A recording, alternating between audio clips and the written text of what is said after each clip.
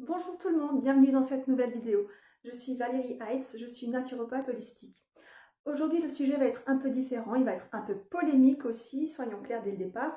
On va dire que j'ai mouillé mon maillot, j'ai essayé une technique sur moi. Je vous parle du déparasitage fait avec la térébenthine. Pas la térébenthine du supermarché ou en magasin de bricolage, l'huile essentielle de pin maritime. Donc un produit quand même bien schémotypé, bien précis, qu'on n'est pas censé avaler et pourtant je l'ai fait en suivant des protocoles précis. On va tout de suite en parler.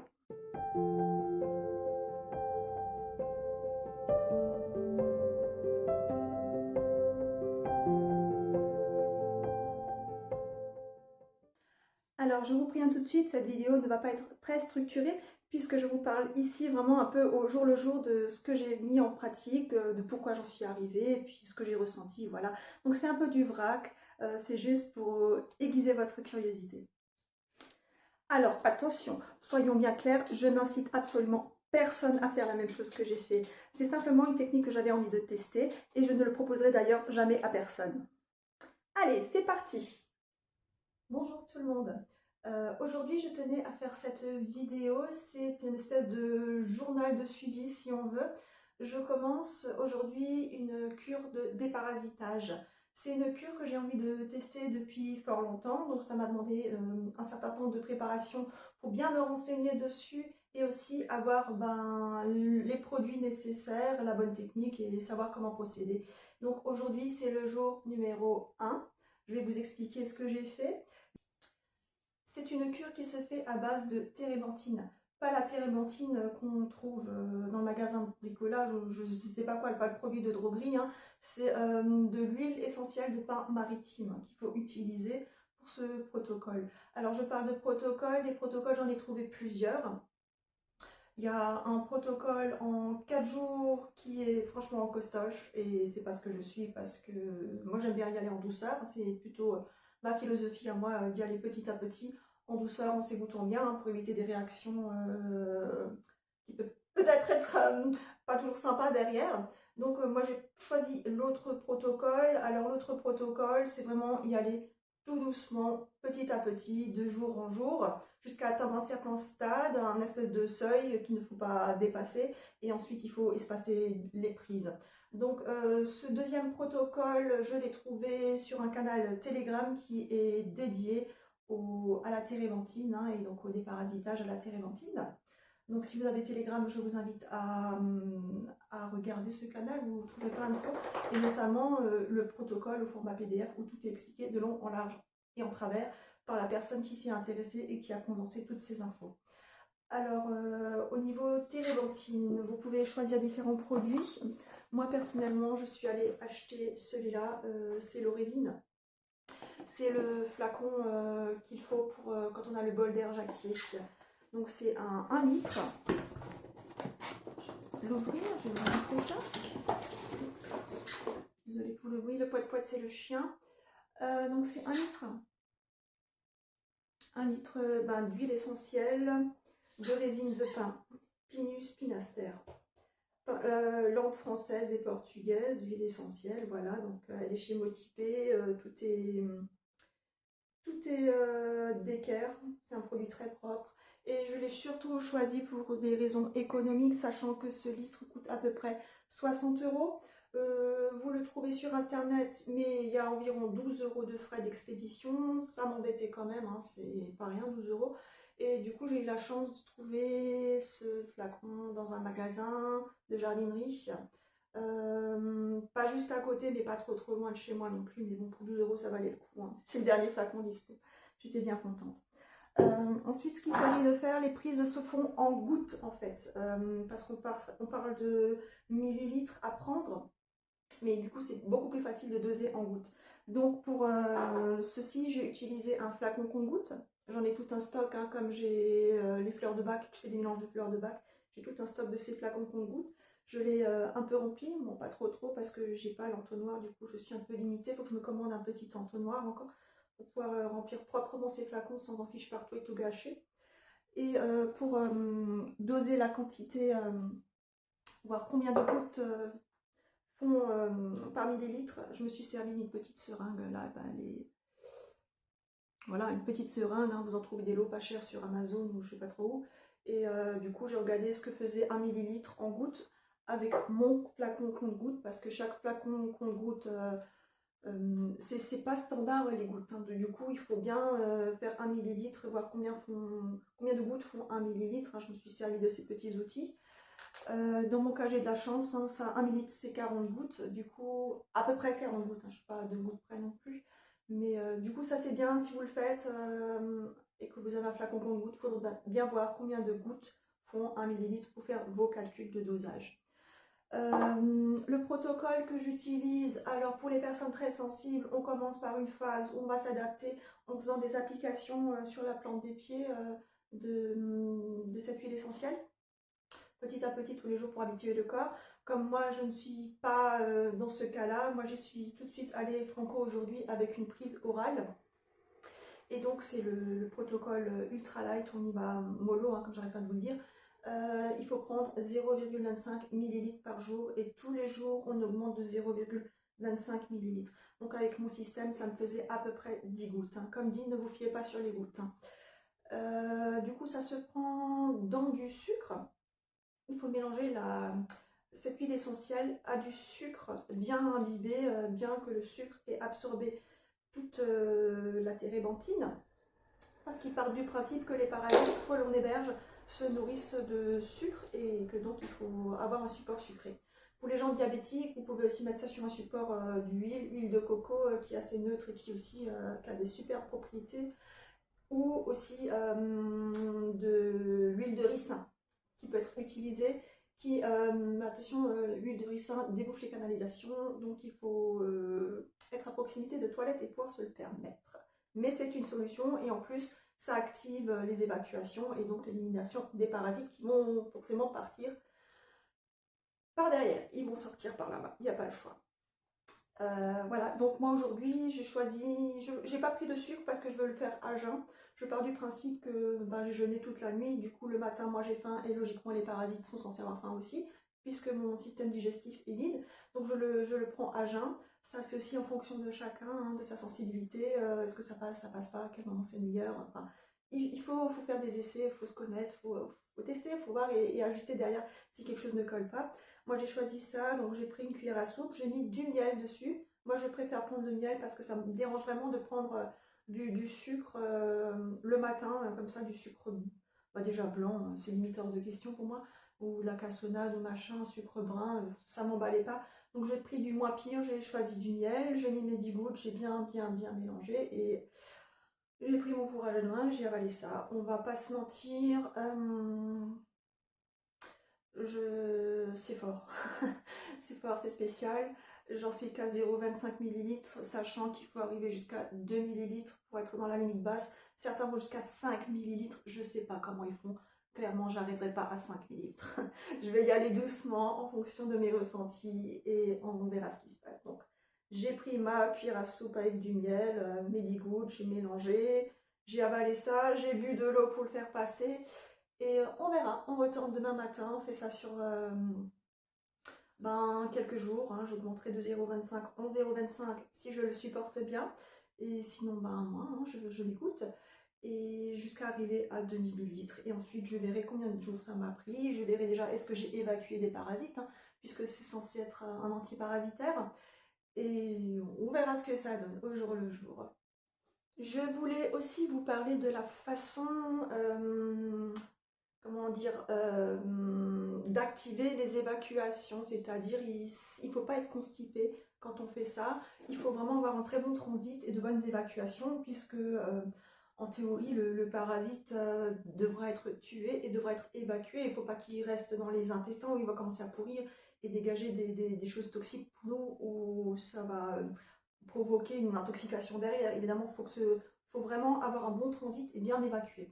Donc j'ai de la chance, j'ai pas de souci de transit, mais j'ai quand même pris mes précautions pour activer un petit peu le système du transit, hein, pour aller plus souvent aux toilettes, tout simplement pour bien évacuer. Alors moi j'ai choisi quelque chose que j'ai en stock, j'ai pris du sel de Nigari. C'est tout simplement du chlorure de magnésium sous forme de sel de Nigari. Si vous achetez des sachets de chlorure de magnésium, c'est un sachet de 20 grammes que vous diluez dans 1 litre d'eau. En général, le litre, vous le buvez quand vous êtes malade, ça provoque une bonne diarrhée, mais ça aide à aller franchement mieux. En entretien, en général, on prend qu'un verre par jour. Pareil, il faut doser parce que si vous êtes obligé de courir aux toilettes tout le temps, c'est pas l'idée non plus. Donc le sel de Nigari, ben, c'est un peu la même chose. Seulement, au lieu de prendre 20 grammes pour 1 litre, il faut prendre 30 grammes par litre. Sur ce paquet, d'ailleurs, il y a marqué 20 grammes dans 1 litre. C'est les proportions normalement pour du chlorure de magnésium. Faites des essais, regardez. Moi, j'ai mis 30 grammes dans 1 litre. Et voilà, je stocke ça dans une bouteille d'eau. Hein. Je mets au frigo parce que ça ne traîne pas de gorge. J'essaye de boire un verre par jour, sachant que un verre, pour moi, c'est un peu beaucoup. Du coup, un demi-verre, un trois quarts de verre, histoire de bien activer le transit pour que rien ne stagne dans les intestins ni dans le côlon, que les évacuations soient faites correctement. Donc si vous avez des soucis de constipation, dans un premier temps, il faut bien activer le système digestif pour que tout soit correctement évacué avant de vous lancer dans une cure de déparasitage. À demain ou dans quelques jours où je vous ferai le point sur les prises, est-ce que j'y arrive, ce que je ressens, comment ça se passe et ainsi de suite. Voilà, donc deuxième partie de la vidéo où je vous fais mon retour d'expérience. Finalement, j'ai plus rien enregistré entre-temps à partir du premier jour de la prise parce que tout simplement, ça s'est relativement bien passé. Alors soyons honnêtes, le premier jour de la prise a été très compliqué. C'est pas très bien passé ce que j'ai avalé. J'ai eu des remontées toute la matinée, je me sentais pas spécialement bien. Je me suis dit, oui, ça va pas le faire. Mais finalement, les jours 2 à 6, tout s'est très bien passé. Comme sur des roulettes, je n'ai rien senti, j'ai pris mon petit truc le matin et hop, c'était parti pour la journée, impeccable. Rien à redire. Hein. Par contre, là où on en arrive, c'est le jour numéro 7, le dernier jour. Je vous disais donc que je comptais augmenter de 0,25 en 0,25 millilitres. Mais finalement, je n'ai augmenté que de la moitié de cette dose, c'est-à-dire la moitié d'un quart de millilitre. 0,125 millilitres en quelque sorte, qui ne représente que 10 gouttes en plus à chaque fois. Tout simplement, je voulais y aller doucement pour bien découvrir les réactions de mon corps et j'ai bien fait. Je me suis écoutée tout simplement. C'est ce que j'arrête pas de vous conseiller. Écoutez-vous. Hein. Du coup, le jour 7 a été un peu compliqué. Le jour 7, c'est le jour où je suis arrivée à à peu près 2 millilitres. Et là, honnêtement, je sentais que c'était le bout de ce que je pouvais prendre. J'étais au bout, hein. J'avais des remontées acides et je me suis vraiment pas sentie bien de toute la matinée. Du coup, pour moi, c'était ok, 2 millilitres, j'arrête là la cure et basta. Il faut savoir que c'est un produit qui se cumule dans votre organisme. Il ne s'élimine pas en un jour. Il lui faut à peu près 3 jours, il me semble, ce qu'ils disent pour éliminer. C'est pour ça qu'arrivé à un certain stade, il ne faut plus cumuler les prises ou du moins les réduire et ne faire que 2 prises tous les 3 jours. 3 ou 4 jours pour laisser autant au corps d'évacuer toutes ces substances que vous avez en vous pour pas trop les cumuler, sinon vous vous rendez malade, c'est toxique, hein, on va pas se mentir. Du coup, jour 7, j'ai arrêté. Alors, petit bilan de cette cure. Déjà, question majeure de ce qu'on s'attend, je n'ai pas évacué de parasites, j'en ai pas vu.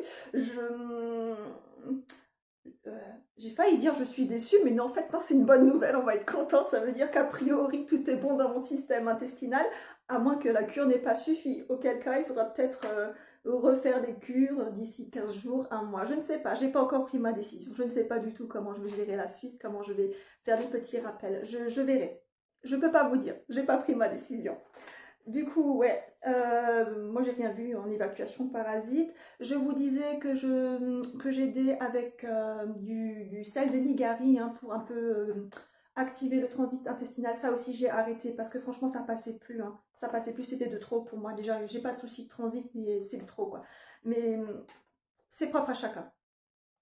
Donc aucune évacuation de parasites, je vous l'ai dit. Oui, aussi, on va être honnête, hein, une cuillère de miel tous les matins, voir que quand j'ai dépassé les 20 gouttes, il me fallait 2 cuillères de miel. C'est écœurant, je suis limite dégoûtée du miel. Je peux plus. Un truc tellement sucré le matin dans la bouche avant le petit-déj, bah, c'est pas possible. 7 jours, ça suffit. Hein. Et oui, donc, est-ce que je vais refaire une cure? Ben, j'en sais rien. Je ne sais pas du tout.